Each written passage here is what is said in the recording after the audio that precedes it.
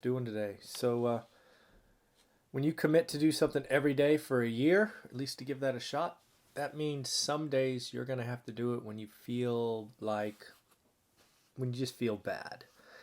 Today's one of those days for me, a little less energy, but we're still going to get through it. Still going to enjoy my cup of coffee and have some fun talking to y'all. First off, happy holidays, Merry Christmas. Hope you get everything you want. Hope you have a great time. Um, just enjoy.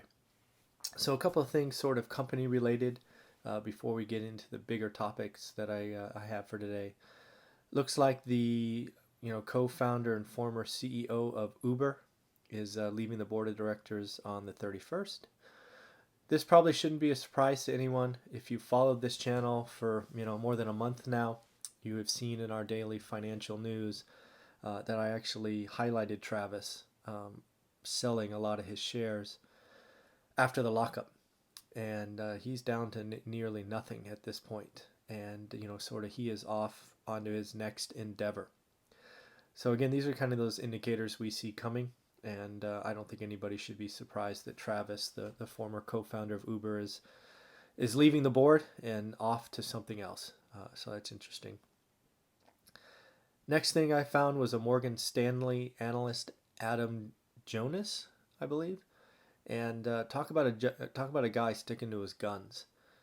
He has had a price target on Tesla for $250 a share, and if you haven't seen Tesla, I think it's over 400 now. And he came out saying, "Nope, I'm going to hold my 250."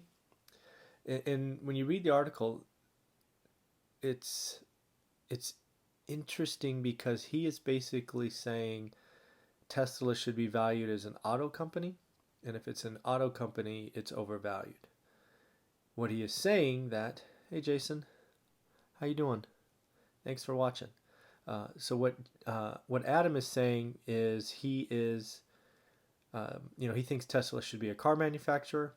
What the other analysts are saying no is Tesla's tech company, and there's this kind of push and pull between all of the owners of the stock. So I don't know. What do you think? Is Tesla a car manufacturer, like Ford and GM? Or is Tesla a tech company just wrapped in a pretty bow of a physical car? I know many people that own Teslas and they rave about the software and the technology, so they certainly see it as a tech company, right? Their uploads, their downloads, their updates all the time. So it's interesting to see, can Tesla be seen as a tech company inside of a car manufacturer. So we will see. Right now, Adam's call of 250 is making him look like a fool. So we will see. Next up, I want to talk about debt payoff strategies. It's the holiday season. Lots of us go into debt. We bring out our credit card and charge holiday presents. And there's kind of three out there that are popular.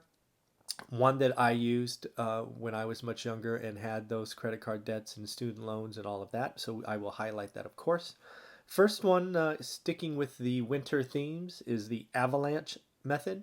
If you haven't heard of this one, this is where basically you go off and you tackle the highest interest rate. Maybe you have a credit card that's at 18.9 or 23.1 or whatever it is, and you have a series of debt. Just go list them top to bottom with the interest, and you just start chunking off the highest one.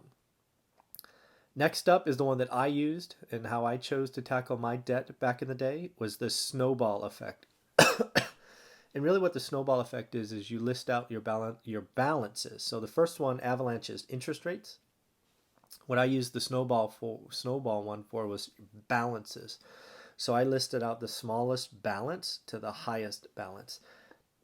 And I like this one because I know it wasn't the most efficient use of cash, but it allowed me to feel like I was being productive, right? I could see my spreadsheet and go, that one's paid for, that one's paid for, that one's paid for. And of course, I could take the minimum payments that I used to go to that other one and roll it into something else. So that's how I chose to tackle my debt. I'm not saying it's the right way, but as this channel you've seen, I just, when I do something, I share what worked for me.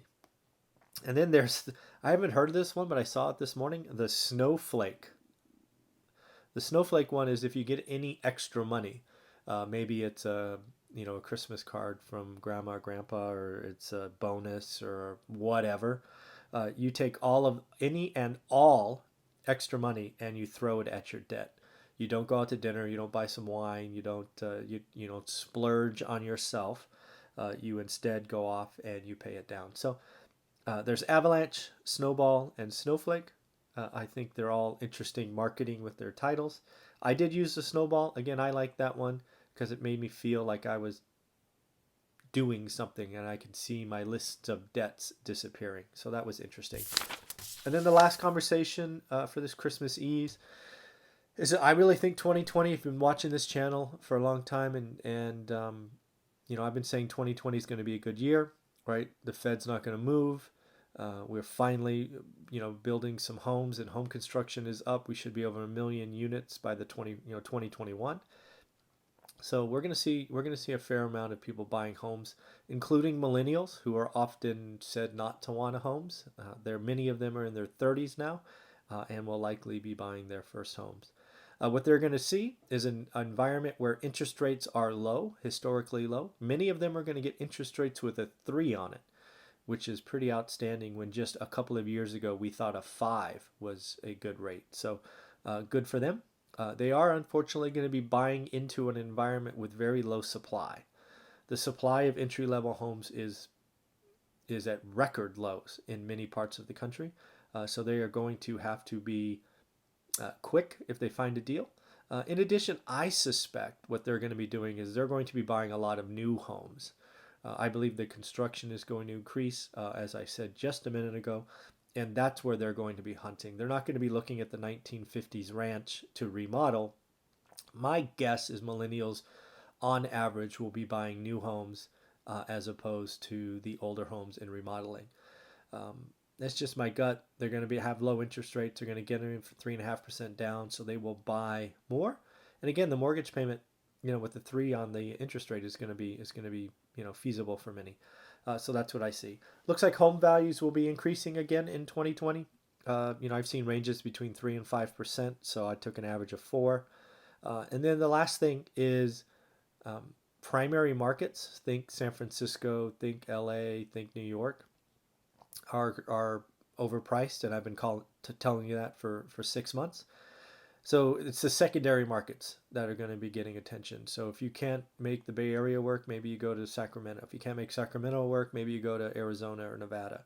We're going to see a lot more movement, and these high-price markets are going to see continued people leaving and going elsewhere. So that's really what I think is going to be 2020 for housing. It's going to be a good time. I think the economy is going to be fine. Unemployment shouldn't move much. Interest rates won't move much. And that's what I think is going on. So again, if you like these daily financial news updates, and yes, we will do one tomorrow on Christmas Day. I'm not really sure what it will be, but we will do something. Do me a favor, hit that subscribe button, share this channel with others. Let's have some fun, interact, ask questions. And of course, don't forget your debt payoff strategies. If you have some debt, you got Avalanche, highest interest, Snowball, list them out, attack the lowest balance first, and of course, Snowflake. Take any and all money and go pay off some debt. Thanks, Jason. Have a Merry Christmas and Happy Holidays. Take care, everyone. Talk to you tomorrow.